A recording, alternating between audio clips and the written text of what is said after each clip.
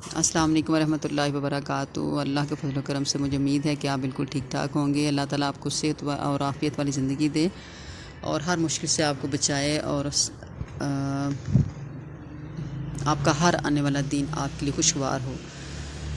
تو آج میں آپ کے ساتھ بیمار پرسی کی دعا، یعنی آپ کوئی بیمار ہے تو اس کی عیادت کے لیے آپ جب جائیں تو آپ کو پتہ ہو کہ نبی کریم صلی اللہ علیہ وسلم کی کیا عادت تھی جب کسی بیماری کا پتہ لینے جاتے ہیں تو کیا کرنا چاہیے۔ تو نبی کریم صلی اللہ علیہ وسلم نے فرمایا جب آپ کسی بیمار کے پاس جائیں تو اس کے لیے دعا کرتے تھے، یعنی آپ کہتے تھے لا بأس طہور انشاء اللہ، لا بأس طہور انشاء اللہ، کوئی حرج نہیں، یہ بیماری اللہ نے چاہا تو آپ کو گناہوں سے پاک کرنے والی ہے۔ تو یعنی آپ کسی مسلمان جو کہ بیمار ہو تو اس کے پاس جاتے ہیں تو اس کے لیے یہ دعا کرتے تھے۔ اور دوسرا یہ کہ جب آپ بیمار پرسی کی فضیلت کے بارے میں آپ کو بتانے لگوں کہ یہ آپ صلی اللہ علیہ وسلم نے فرمایا کہ آدمی جب اپنے مسلمان بھائی کی عیادت کے لیے جاتا ہے تو وہ جنت کے میووں میں چلتا ہے، یعنی جنت کے باغات میں، یہاں تک کہ جب بیٹھ جاتا ہے تو اس سے رحمت ڈھانپ لیتی ہے۔ اگر صبح کا وقت ہو تو شام تک 70,000 فرشتے اس کی عیادت کے لیے دعا کرتے ہیں،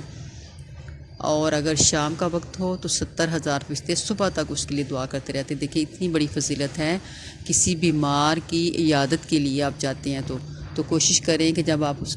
کے پاس جائیں تو اس کے ساتھ یہ دو دعائیں، ایک میں نے پہلے آپ کو بتا چکی ہوں اور دوسری دعا بتانے لگی ہوں کہ آپ اس کے پاس جائیں تو ساتھ ساتھ یہ دعا ضرور پڑھیں، اللہم رب الناس، اللہم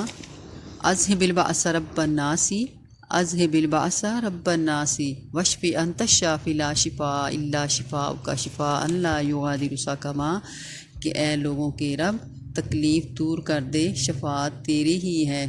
شفاعت تو ہی دینے والا ہے، تیری سوا کوئی شفا دینے والا نہیں، ایسی شفا عطا فرما کہ ساری بیماری بالکل ختم ہو جائے یا بیماری بالکل نہ رہے۔ تو دیکھیں اتنی فضیلت ہے اس کے لیے، تو آپ جب کسی مریض کی عیادت کے لیے جائیں تو یہ دعا لازمی پڑھیں۔ اللہ تعالیٰ ہمیں ان سنتوں پہ عمل کرنے کی توفیق عطا فرمائے، آمین ثم آمین۔ السلام علیکم ورحمۃ اللہ وبرکاتہ۔